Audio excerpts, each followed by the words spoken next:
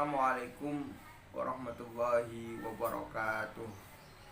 Anak-anak, pada kesempatan baik ini Ustadz akan menyampaikan tentang materi al-Islam, yaitu bab tarikh tentang kisah teladan Nabi kita Muhammad Sallallahu Alaihi Wasallam.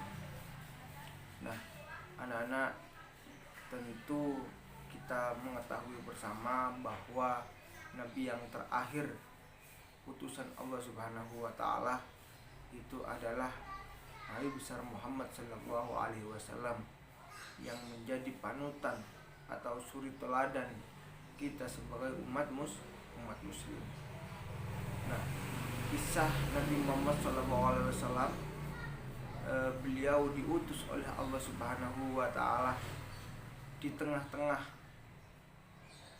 tarut marutnya kehidupan, di mana pada waktu itu sudah tidak ada lagi yang namanya akhlak yang baik, akhlak yang mulia.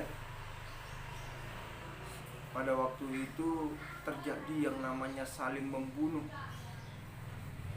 Jadi orang tua kandung tega untuk membunuh anaknya sendiri, tega untuk mengubur hidup-hidup anaknya sendiri. Pada waktu itu dinamakan dengan kaum jahiliyah, yaitu kaum kebodohan, di mana akhlak sudah tidak diindahkan lagi. Maka oleh sebab itu diutus Nabi besar Muhammad SAW, yaitu satu, untuk apa?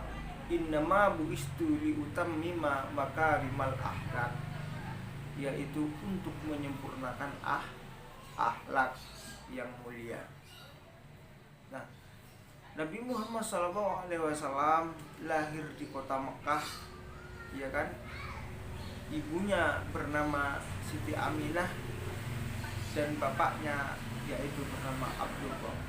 Nabi Muhammad SAW, anak-anak, tidak seperti anak pada umumnya, di mana anak pada umumnya itu biasanya disayang oleh orang tua kandungnya, diasuh sendiri oleh orang tua kandungnya.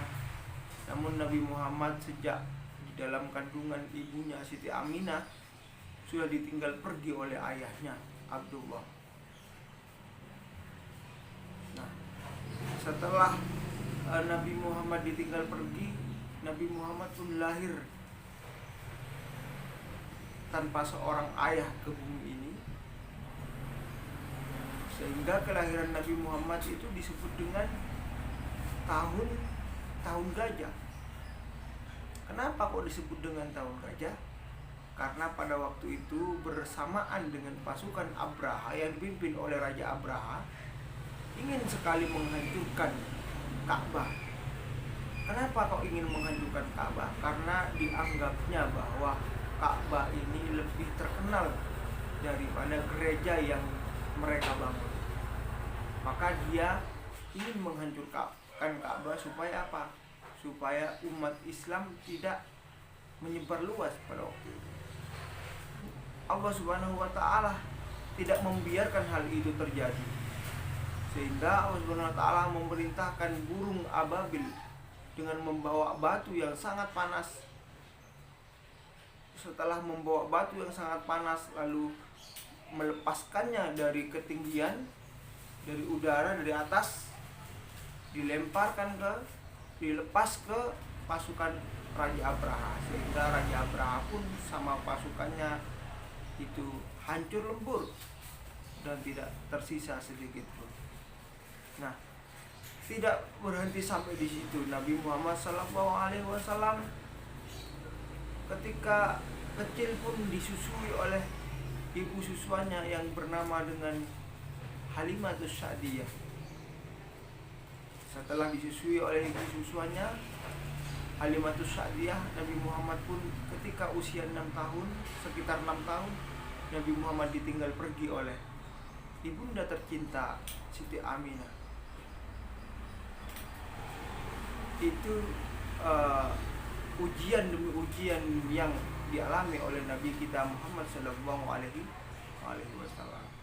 Setelah ditinggal pergi oleh ibunya, Nabi Muhammad pun diasuh oleh kakeknya yang bernama Abdul Muthalib.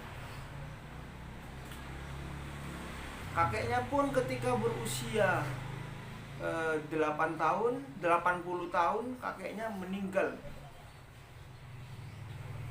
Lalu Nabi Muhammad diasuh oleh pamannya.